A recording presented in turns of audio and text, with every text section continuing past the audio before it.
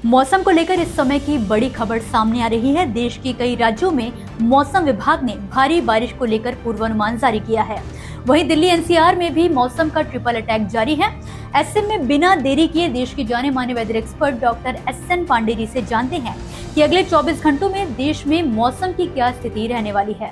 इस समय आप देख रहे हैं कि देश के 90% हिस्से में शुष्क मौसम चल रहा है और इस समय जो नॉर्थ ईस्ट मानसून जो एक्टिव होता है दक्षिण भारत में, वो भी पूरी तरीके से एक्टिव नहीं हो पा रहा है क्योंकि चाइना सागर और में एक कोई साइक्लोन बना हुआ है।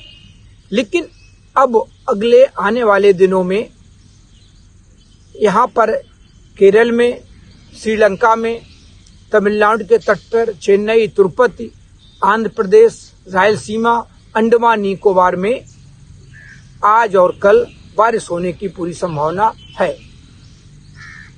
और बाकी जो हमारा देश है, उत्तर भारत से लेके गुजरात, मध्य प्रदेश, बिहार,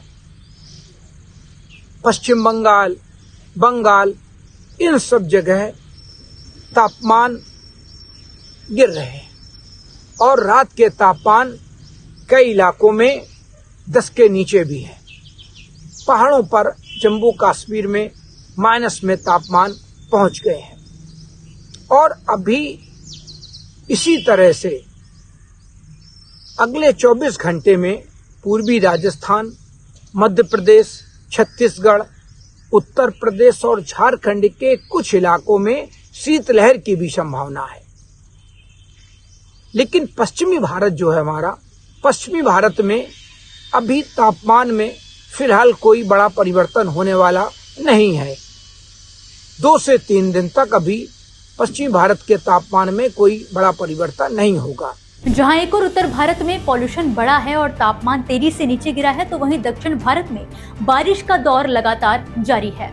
ऐसे में दक्षिणी पश्चिम बंगाल की खाड़ी में श्रीलंका तट के पास एक लो प्रेशर का एरिया बना हुआ है, जिसको लेकर भी मौसम विभाग ने अलर्ट जारी किया है। जिस तरह से उत्तर पश्चिमी हवाओं का जोर पूरे हमारे उत्तराखंड, हिमाचल, जम्मू कश्मीर, पंजाब, हरियाणा, राजस्थान, राष्ट्रीय राजधानी क्षेत्र, उत्तर प्रदेश, मध्य प्रदेश, बुंदेलखंड और यहाँ तक कि छत्तीसगढ़, झारखंड, उड़ीसा और बंगाल तक में इन हवाओं का असर हुआ है और तापमानों में गिरावट भी हुई है। फिलहाल ये स्थितियां अभी जारी रहेंगी। सुबह शाम की धुंध और स्मॉग, प्रदूषण, ये राष्ट्रीय राजधानी क्षेत्र, उत्तर प्रदेश के बड़े बड़े शहर, सब जगह बना रहेगा क्योंकि हवाओं की गति अभी थोड़ी है और जब हवाओं की गति दोपहर में थोड़ी तेज होती है तो ये प्रदूषण, धुंध और स्मॉग छट जाता है और इसी के साथ धूप में तेजी भी आ जाती है। तो ये स्थितियां अभी आगे 24 से 48 घंटे तक जारी रहने वाली हैं। और अभी मैं आपको बता दूं कि इस महीने के आखिरी तक किसानों को बहुत अच्छा मौका मिला है, बहुत अच्छा समय है, वो अपनी बुआई का काम पूरा कर लें।